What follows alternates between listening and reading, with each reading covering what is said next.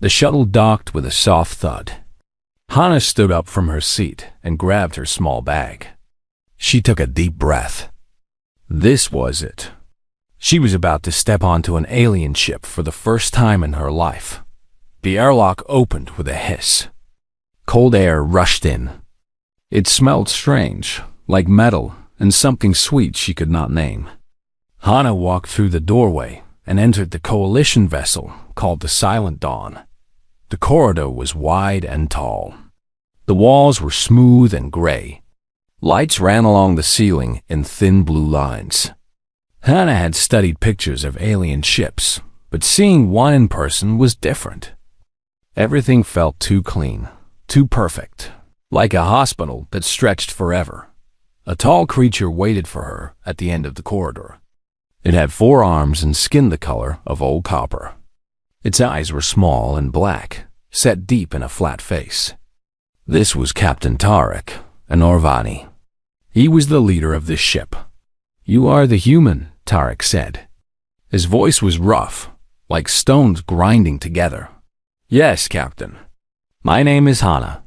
Thank you for having me aboard." Tarek looked at her for a long moment. His forearms crossed over his chest. "The Coalition says I must accept you. So I accept you. But I do not understand why they send humans to my ship. Your species is young, weak. You have nothing to offer." Hana kept her face calm. She had expected this. "I will do my best to be useful, Captain." Tarek made a sound that might have been a laugh. "We will see. Follow me." He turned and walked down the corridor. Hana followed. Her boots made soft sounds on the metal floor. She noticed that her steps were the only ones making noise. Tarek moved in complete silence despite his large size. They passed through several sections of the ship. Hana saw crew members of different species. Some had scales. Some had fur. Some had too many eyes or too few limbs. They all stopped what they were doing to look at her. Most of their faces showed confusion. A few showed something like disgust. One alien stepped directly into their path. He was tall, even taller than Tarek. His body was covered in dark green scales that shimmered under the lights. His eyes were yellow with thin black slits. A ridge of bone ran from his forehead to the back of his skull. He looked down at Hana like she was an insect. "This is the human?" the scaled alien said. His voice was sharp and cold. "Vorik," Tarek said. "Move aside. I want to see it first." Vorik leaned closer to Hana. She could smell him now, a dry, dusty scent like desert rocks. So small, so soft. The Coalition truly has lost its mind. Hana met his gaze. She did not step back. "Hello, I am Hana." Vorik made a hissing sound. "It speaks. How amusing." He reached out with one clawed hand and poked her shoulder. Hard. Soft meat. That is all humans are. Soft meat that somehow learned to build ships. "Vorik," Tarek warned. "I am simply greeting our new crew member, Captain." Vorik pulled his hand back. "I hope you survive your first week, little human." "I hope you survive your first week, little human. This ship is not a place for the weak." He stepped aside and walked away. His heavy footsteps echoed down the corridor. Tarek watched him go, then looked at Hana. "Vorik is our combat specialist. He is Kellen. His people value strength above all else. He will not respect you." "I understand," Hana said. "Do you?" Tarek's small eyes studied her. "The Kellen do not give respect. It must be taken from them by force. And you," he gestured at her body, "you cannot take anything from a Kellen." Hana said nothing. Tarek showed her to her quarters. The room was small but clean. It had a bed, a desk, and a window that looked out into space. Stars drifted slowly past as the ship moved. "You will report to the security section tomorrow morning," Tarek said. "Try not to cause problems." He left without another word. Hannah sat on the bed. It was harder than she expected. She looked around the empty room and let out a long breath. Her communicator buzzed. She pulled it from her pocket and saw a message from Do-young back on Earth. How was the welcome? The message said, Hannah typed back, as expected. They think I am weak and useless. A few seconds later, Do-hyun replied, Good. Keep it that way. Observe. Report. Do not show them what you can do unless absolutely necessary. Understood. She put the communicator away and lay back on the bed. The ceiling was gray and featureless. Somewhere on this ship, Varric was probably telling others about the pathetic human who had come aboard. They would laugh. They would mock her. They would see her as nothing more than a curiosity, a strange little creature from a forgotten planet. That was fine. That was the plan. Humans had learned something important when they first made contact with the galaxy. The other species were old. They had been traveling between stars for thousands of years. They had built great civilizations and formed powerful alliances. But they were also fragile. They had evolved on gentle worlds with calm weather and few predators. They had never needed to be strong. They had never needed to fight for survival every single day. Earth was different. Earth was hard.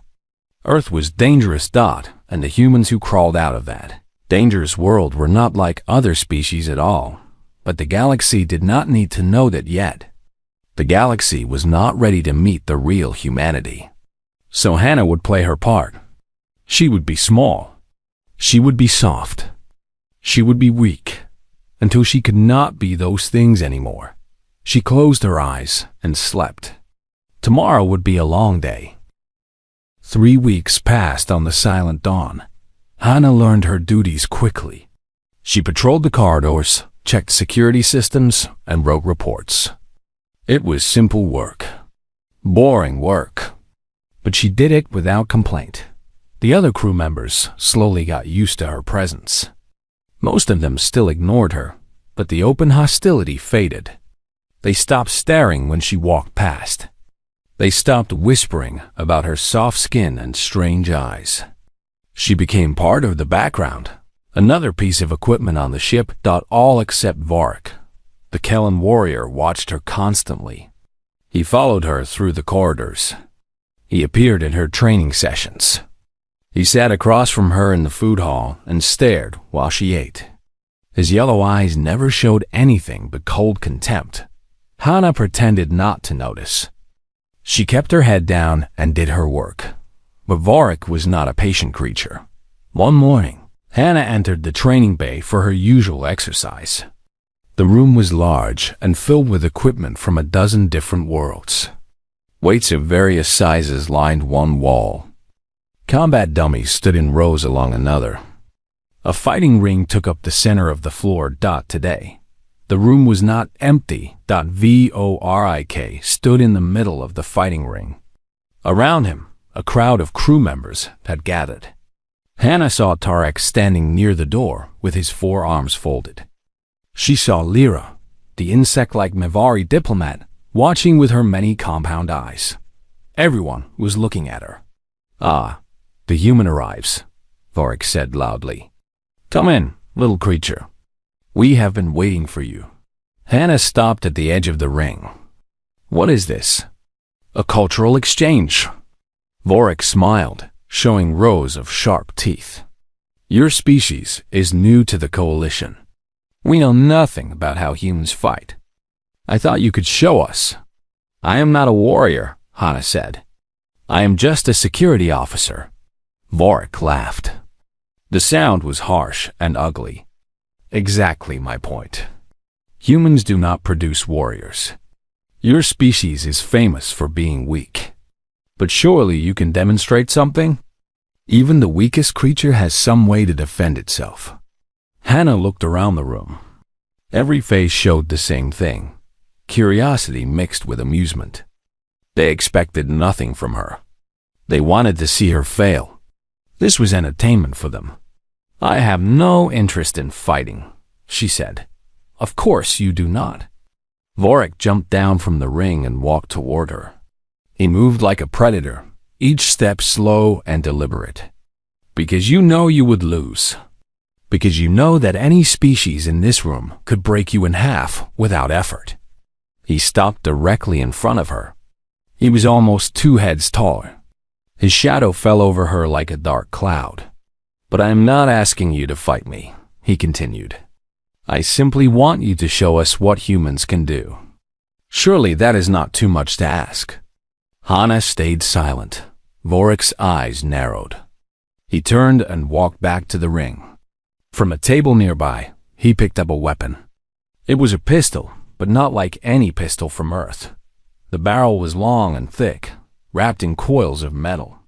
Blue light glowed from vents along its side. This is a Railbolt pistol, Vorik announced to the crowd. It fires a magnetized projectile at hypersonic speed. One shot can punch through a starship wall. He aimed at a training dummy across the room and fired. The sound was like thunder. The dummy exploded into pieces. Metal fragments scattered across the floor. A hole appeared in the wall behind where the dummy had stood. The crowd murmured with appreciation. Vorik turned back to Hana. He held the pistol out toward her. Your turn. Show us what a human can do with a weapon like this. Hana did not move. No? Vorik tilted his head. You refuse a direct challenge? I refuse to play your game. Silence fell over the room. Vorik's scales seemed to darken with anger. His grip tightened on the pistol. You insult me, he said quietly. You insult every warrior in this room. You come onto our ship, eat our food, breathe our air, and you refuse to prove that you deserve to be here? Hana met his gaze. I do not need to prove anything to you. For a moment, nobody moved. The tension in the room was thick enough to cut. Then Vorik's face twisted into something ugly. Fine, he said. If you will not take the weapon, then I will give you a different kind of test. He raised the pistol and pointed it directly at Hana's chest. A gasp ran through the crowd. Lyra stepped forward, her wings buzzing with alarm. Vorik, this is madness. You cannot... Silence, Vorik snapped. He kept his eyes fixed on Hana. This is between me and the human. Captain Tarek made no move to stop him. His face was unreadable. Hana stood perfectly still. Her heart beat steady and slow. She looked at the glowing barrel of the pistol, then at Vorik's finger on the trigger. You will not shoot me, she said. Vorik's teeth flashed in a terrible grin. Will I not? A Kellan warrior never bluffs, little human. I am giving you one chance. Fight me. Prove you have some worth. Or I will fire this weapon, and everyone will see what humans truly are. Soft meat that dies easily. Hana thought about her mission. She thought about Do-hyung's orders. She thought about all the reasons she was supposed to stay hidden. Then she thought about how tired she was of being looked down upon. She relaxed her shoulders. She let her hands fall loose at her sides. Go ahead, she said calmly. Fire. Vorik's yellow eyes widened with surprise. Then they narrowed with cruel delight. As you wish, he said. He pulled the trigger. The railbolt left the barrel at a speed too fast for eyes to follow. It crossed the distance between Vorik and Hana in less than a heartbeat. A normal person would not have time to blink. A normal person would not have time to think. A normal person would simply die. Hana was not a normal person. Her hand moved. It was not a slow movement. It was not a careful movement. It was a blur of motion so fast that it looked like her arms simply disappeared and reappeared in a new position. Her fingers closed around the railbolt and lit her. The metal was white hot. It burned against her palm with a heat that would have melted steel. Steam rose from her skin. The smell of burning flesh filled the air. Hana did not scream. She did not flinch. She did not even blink. The room was completely silent. Every creature stood frozen like statues. Their eyes were wide. Their mouths hung open. Some of them had stopped breathing. Vorik stared at the impossible scene before him. His yellow eyes were so wide that white showed all around them. The pistol trembled in his grip. His scales had turned pale. Almost gray. Hannah looked down at her closed fist. She could feel the railbolt pulsing with heat against her palm. It hurt. It hurt more than almost anything she had ever felt. But pain was an old friend to humans. Pain was something they had learned to ignore a long time ago. She opened her fingers slowly. The railbolt sat in her palm, glowing orange and red. Her skin was burned and blistered, but already she could feel her body working to repair the damage. By tomorrow, there would be nothing but a faint scar. She looked up at Vorik. The Kellen warrior had not moved. He seemed unable to move. His entire body was locked in place by shock and something that might have been fear. For the first time since Hannah had met him, he did not look dangerous. He looked like a child who had seen something from his nightmares come to life. Hannah began to walk toward him. Her boots made soft sounds on the floor. Each step echoed in the silent room. She walked past the scattered remains of the training dummy. She walked past crew members who pressed themselves against the walls to get away from her. She walked until she stood directly in front of Vorik, close enough to touch him. He was trembling. She could see it in the small movements of his scales. She could hear it in the rapid clicking of his claws. Against the pistol grip, Hannah reached out with her burned hand and took hold of his wrist. His scales felt cool and dry against her damaged skin. She lifted his hand gently, turned it palm up, and placed the still smoking railbolt into it. "You dropped this," she said. Her voice was calm, quiet, almost friendly. Vorik made a sound. It was not a word.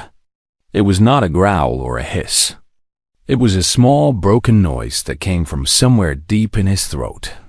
The pistol slipped from his other hand and clattered to the floor. Hannah let go of his wrist and stepped back. "If there are no more cultural exchanges," she said, "I would like to continue my training now." She turned and walked away from him. She walked past Captain Tarek, who was gripping the doorframe so hard that the metal had bent under his fingers. She walked past Lyra, whose compound eyes followed her with a mixture of awe and fear. She walked to the weights against the wall and began her normal routine as if nothing had happened. Behind her, chaos erupted. Voices exploded all at once. Crew members shouted questions at each other. Someone demanded to know if what they saw was real. Someone else called for a medic. Someone was crying. Captain Tarek bellowed for silence, but his voice cracked in the middle of the word. Vorik still had not moved from his spot. He stood with the cooling railbolt in his palm, staring at Hannah's back. His face showed no emotion now. It was blank, empty, like someone had reached inside his head and removed everything that made him who he was. Lyra approached him slowly, her wings folded tight against her back. "Vorik," she said gently. "Vorik, are you injured?" He did not answer. The railbolt finally went dark, all its heat spent. It was just a piece of metal now, twisted and blackened. Vorik looked down at it. His fingers curled around it tightly. "What is she?" He whispered. Lyra had no answer. Across the room, Hannah lifted a weight that was meant for species 3 times her size. She moved it easily, smoothly, without any sign of strain. Her face showed nothing but calm focus. The crew watched her in terrified silence. They had thought they knew what humans were.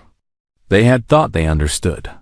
They had been wrong. Captain Tarek finally found his voice.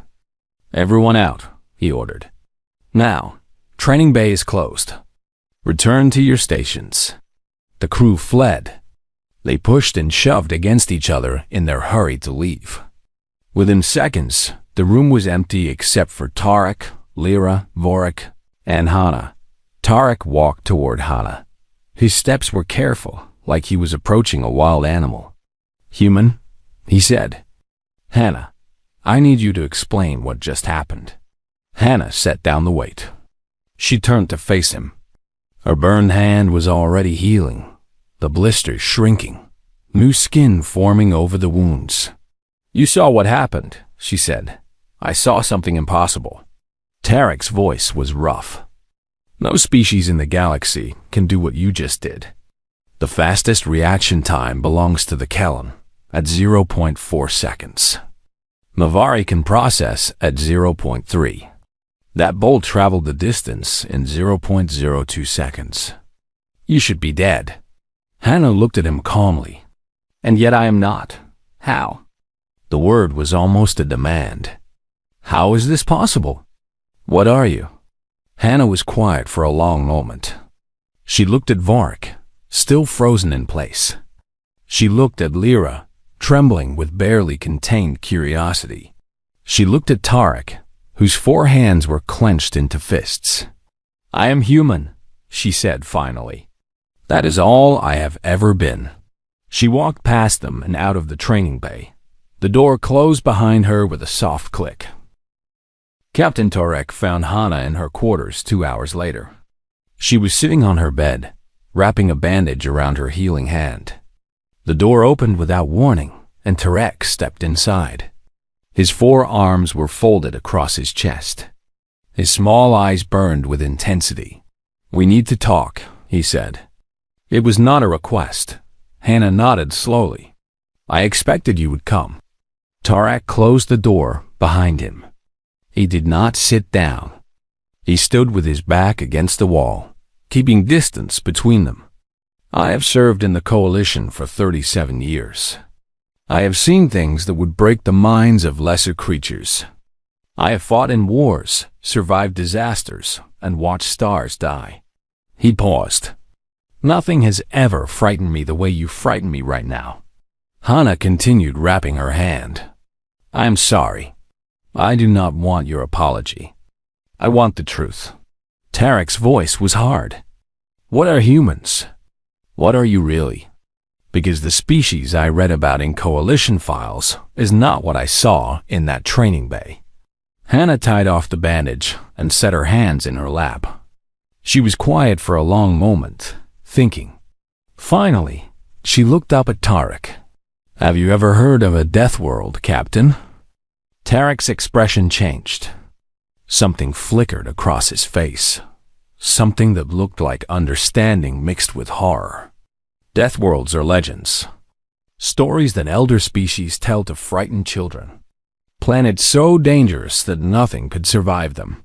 They are not legends, Hannah said. They are real. And Earth is one of them. She stood up and walked to the window. Stars drifted past, cold and distant.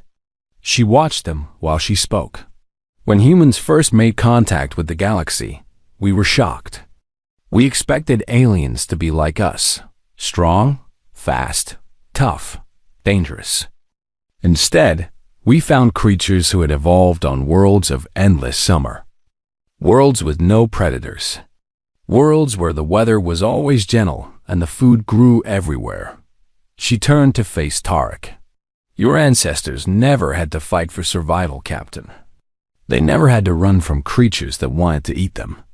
They never had to endure burning heat or freezing cold or storms that could level cities. They evolved in paradise. Tarek said nothing. His face had gone very still. Earth is not paradise, Hannah continued. Earth is a world of extremes. The gravity is strong, so our bones grew dense and our muscles grew powerful.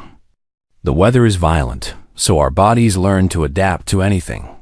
Predators hunted us for millions of years, so we became faster and stronger than anything that tried to kill us. She held up her bandaged hand. Our bodies heal quickly because on Earth, the injured died. Our senses are sharp because on Earth, the unaware died. Our minds can push through pain and fear because on Earth, those who could not push through died. She let her hand fall. We are not soft, Captain. We are not weak. We are survivors of a world that tried to kill us every single day for millions of years. and we became something that could not be killed. Tarek's voice came out rough and low. Then why pretend? Why hide? Hannah walked back to her bed and sat down. She looked tired suddenly, like carrying this secret had been a heavy weight. Because we understood something when we met the galaxy. We understood that if we showed our true nature, we would be seen as monsters, predators, weapons. She shook her head. We did not want that. We wanted to join the coalition as friends and partners. We wanted to earn our place through kindness and cooperation, not through fear. So you played weak. We played careful. Hannah's eyes met his. Humans are dangerous, Captain. More dangerous than you can imagine. But we are also capable of great kindness, great love, great sacrifice. We wanted the galaxy to see that side of us first. We wanted to prove that we could be trusted before we revealed what we truly are. Tarek was silent for a long time. His four hands moved restlessly, opening and closing. Finally, he spoke. Vorik has not left his quarters since the incident. He has not eaten. He has not spoken to anyone. I believe his mind is struggling to accept what happened. Hannah felt a pang of guilt. I did not want to hurt him. You did not hurt him. You destroyed his understanding of the universe. Tarek moved away from the wall. He walked to the window and stood where Hannah had stood. The Kellen believe they are the greatest warriors in the galaxy. Vorik has won every fight he has ever been in. He has killed creatures twice his size. And today, a small human woman caught a railbolt with her bare hand and handed it back to him like it was nothing. He turned to look at her.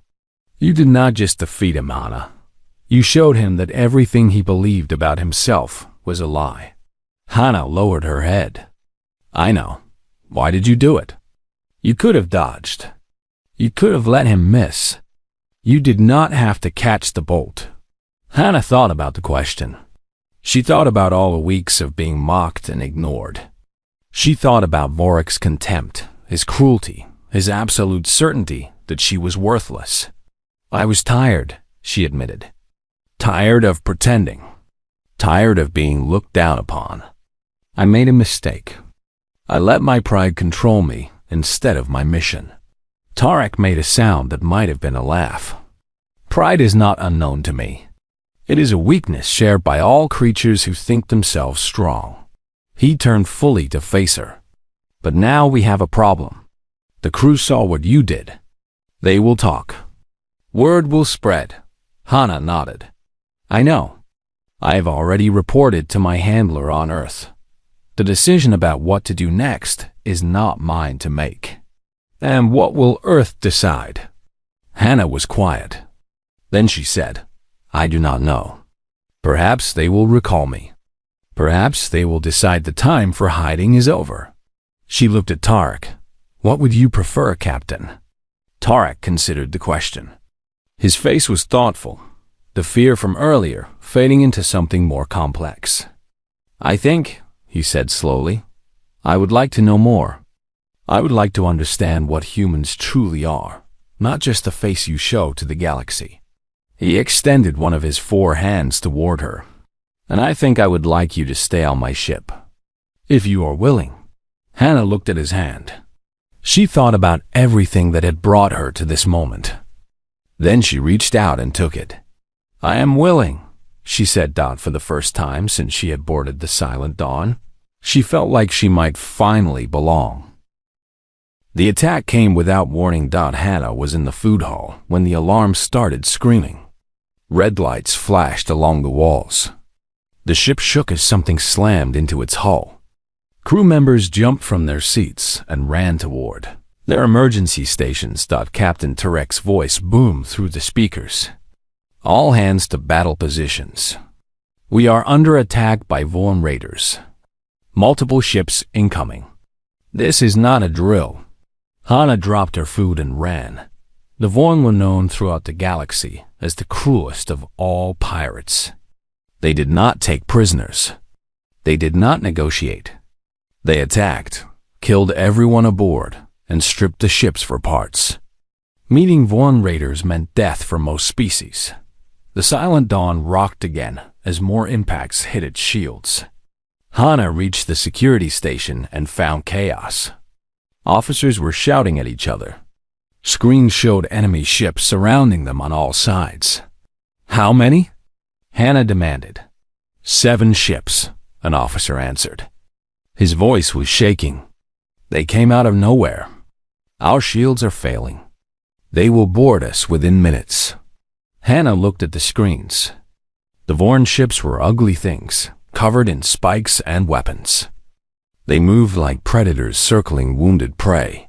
She could already see boarding pods being launched toward the Silent Dawn. "Where's Captain Tarek?" she asked. "Bridge.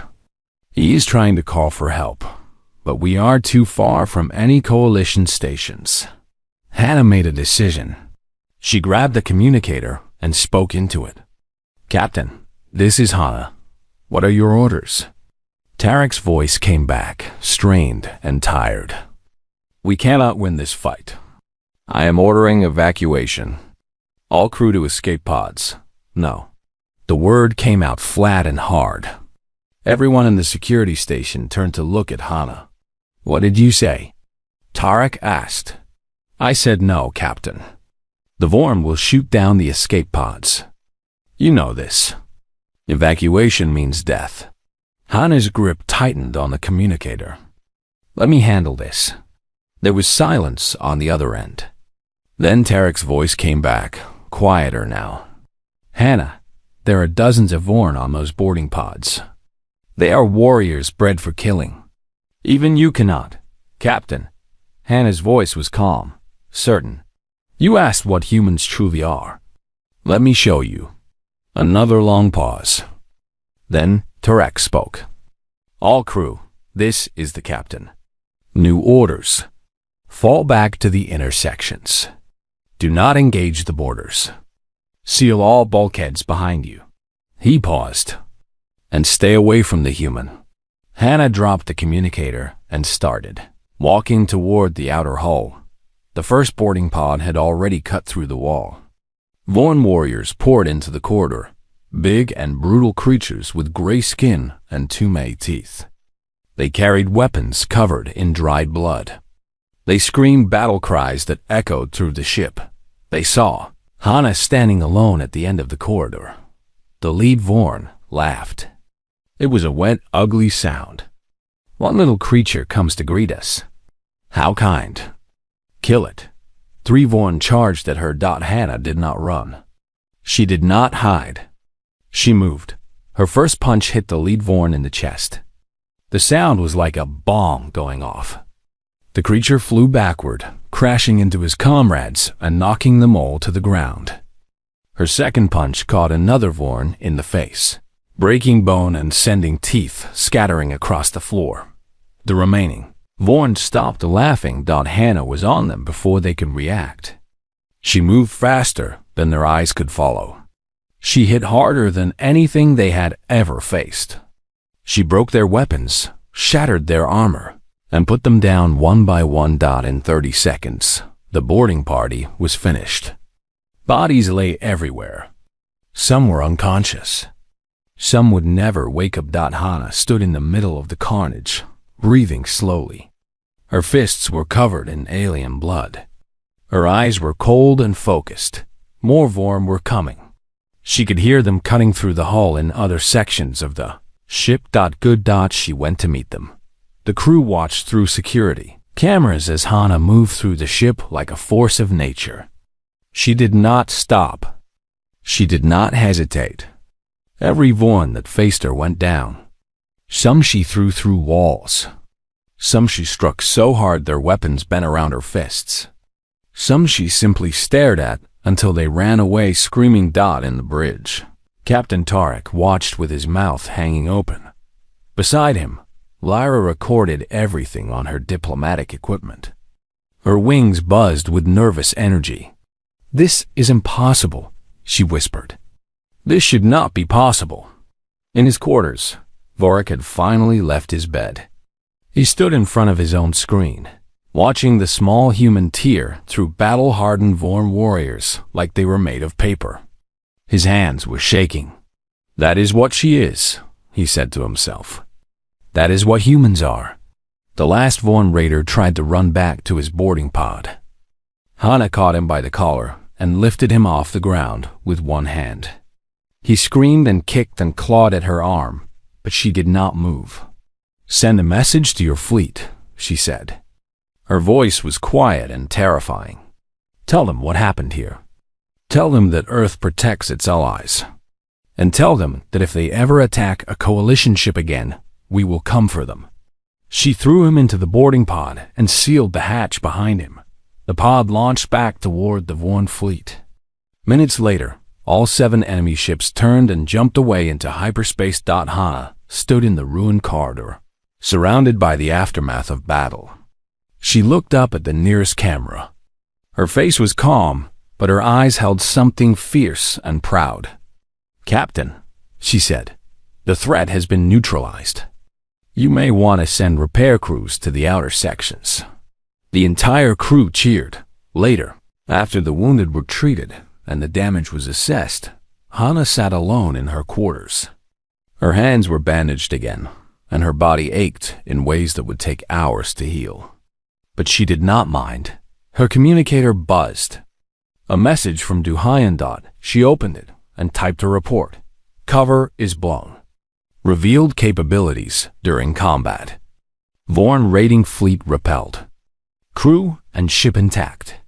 Awaiting orders." Dahyun's reply came quickly. "Well done. Orders from Earth. Remain on assignment. Coalition has requested more humans for integration program. Your demonstration has been noted." Hana smiled faintly. Another message appeared. "It seems the galaxy is ready to meet us after all. Good work, Hana. Humanity is proud of you." A knock came at her door. She opened it to find Vorik standing outside. He looked different now. The arrogance was gone from his posture. His yellow eyes held something she had never seen in them before: respect. "I was wrong about you," he said. The words seemed to pain him. "I was wrong about humans." Hana nodded. "You were." Vorik straightened. He pressed his fist against his chest in the Kellen salute of warriors. "I would be honored to fight beside you, Hana of Earth, if you will have me." Hana considered him. Then she extended her hand in the human way. "I will have you," she said. "Welcome to the Alliance, Vorik." He took her hand and something new began. On the bridge, Captain Tarek sent a message to Coalition Command. It contained Lyra's recordings and a simple request: send more humans. As many as you can spare. The galaxy was about to change, and Earth was finally coming home.